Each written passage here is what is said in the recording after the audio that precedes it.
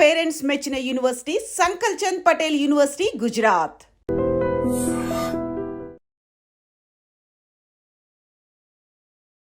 నమస్తే, welcome to I dream.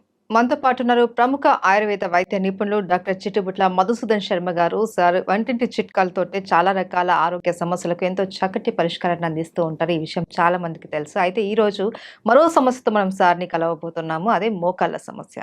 అయితే చాలా మందికి మోకాళ్ళ నొప్పి తీవ్రంగా ఇబ్బంది పెడుతూ ఉంటుంది. చాలా మెడిసిన్స్ కూడా తీసుకుంటూ ఉంటారు. దానివల్ల కొన్ని సైడ్ ఎఫెక్ట్స్ కూడా వస్తూ ఉంటాయి. బట్ అలా కాకుండా మనకు అందుబాటులో ఉన్నటువంటి వంటింటి చిట్కాలతోటి మనము మోకాళ్ళ నొప్పులను ఎలా క్యూర్ చేసుకోవాలి, అది కూడా పూత మందుతోటి ఎలా ప్రిపేర్ చేసుకోవాలి అనేది సార్ అడిగి తెలుసుకుందాం. నమస్తే సార్. నమస్తే సార్, మోకాళ్ళ నొప్పులు అనేవి ఇప్పుడు ఒక మిడిల్ ఏజ్ నుంచినే మనకు స్టార్ట్ అవుతున్నది, అది అందరికీ తెలిసిందే. అయితే ఇప్పుడు ఈ మోకాళ్ళ నొప్పులకి మనం ఇంటేక్ మెడిసిన్ కాకుండా పైపూతతో వాడేటటువంటి మెడిసిన్ ఏదైనా ఉందా? చాలా చాలా ఉన్నాయమ్మా. మనసుంటే మార్గం ఉందమ్మా.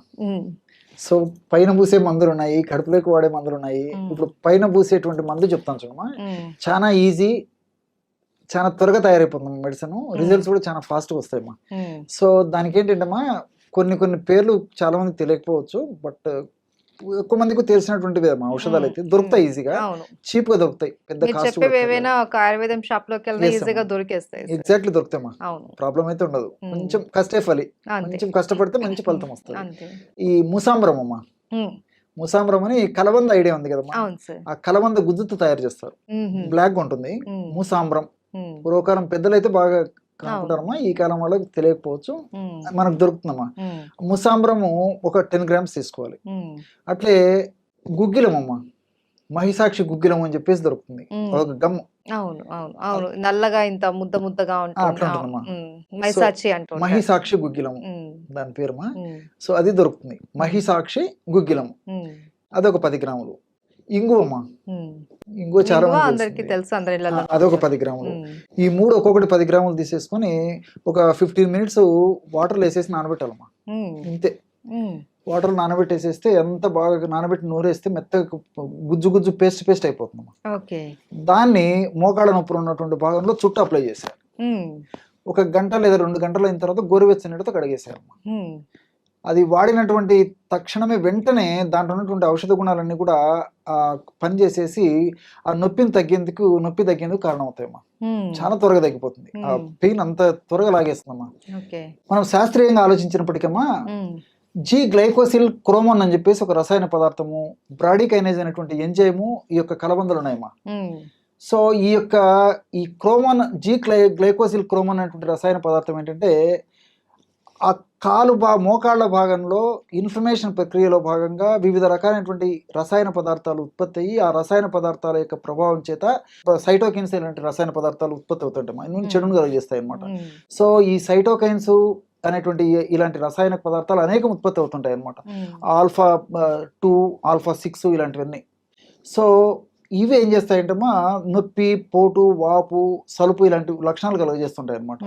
సో ఈ యొక్క పదార్థాల ఉత్పత్తి, హానికారకంగా పరిణమించేటువంటి యొక్క పదార్థాల ఉత్పత్తిని తగ్గిస్తుందమ్మా ఈ జీ గ్లైకోసిల్ క్రోమోన్ అనేటువంటి రసాయన పదార్థం. అంతేకాకుండా వాటి యొక్క పనితనాన్ని కూడా నిర్వహణ చేస్తుంది. సో దానివల్ల మనకు నొప్పి తెలియకుండా పోతుంది అనమాట. రెండవది ఏంటంటే, ఈ బ్రాడికైనేజ్ అనేటువంటి ఎంజైము, ఈ బ్రాడికైనేజ్ ఎంజైము యాంటీ ఇన్ఫ్లమేటరీగా పనిచేస్తుందమ్మా. సో మోకాళ్ళ భాగంలో నొప్పి వచ్చిందంటే ఇన్ఫ్లమేషన్ ప్రక్రియ అనేది జరుగుతుంది అని అర్థం. సో ఎప్పుడైతే ఇన్ఫ్లమేషన్ ప్రక్రియ జరుగుతుంటుందో దాని ఫలితంగా ఈ నొప్పి, వాపు, పోటు, సలుపు వస్తుంటాయి. సో ఇన్ఫ్లమేషన్ ను నివారిస్తుందమ్మా, అంటే ఇన్ఫ్లమేషన్ త్వరగా తగ్గిస్తుంది, ఇన్ఫ్లమేషన్ రాకుండా చేస్తుంది. సో ఈ యొక్క ప్రయోజనాలు దీనివల్ల కలుగుతాయమ్మా. అట్లే ఈ మహిసాక్షి గుగ్గిలంలో ఉన్నటువంటి ఈ కొమ్మిఫరా ముకుల్ అని చెప్పేసి దాని యొక్క శాస్త్రీయ నేమ. దాంట్లో ఉన్నటువంటి కొన్ని రకాలైనటువంటి ఈ స్టిరాయిడ్స్, తర్వాత కొన్ని రకాలైనటువంటి టర్పనాయిడ్స్ ఇలాంటివన్నీ కూడా ఈ ప్రత్యక్షంగా పరోక్షంగా ఈ మోకాళ్ళ నొప్పులు తగ్గేందుకు సహకరిస్తాయమ్మా. అట్లే ఇంగువను ఫెరులా అసఫోటిడ్ అంటారమ్మా.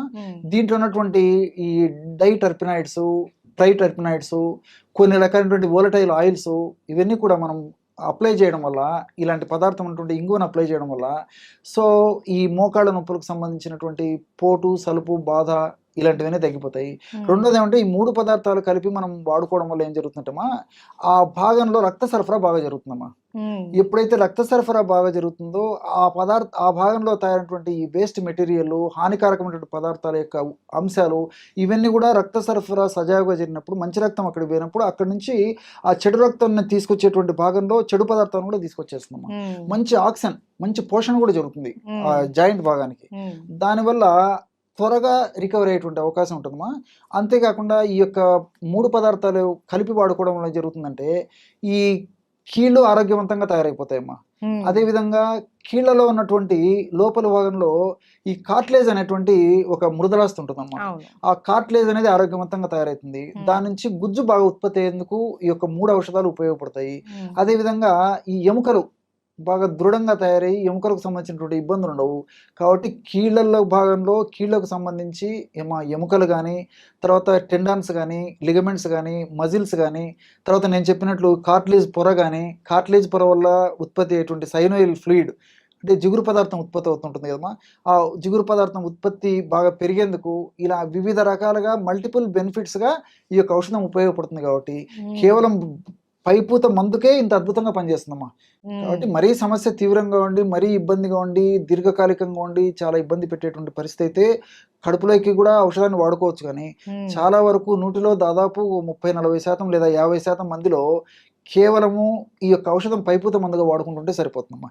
కడుపులోకి వాడాల్సినటువంటి అవసరం కూడా ఉండదమ్మా. క్షేమదాయకంగా ఉంటుంది, ఎన్నాళ్ళైనా వాడుకోవచ్చు.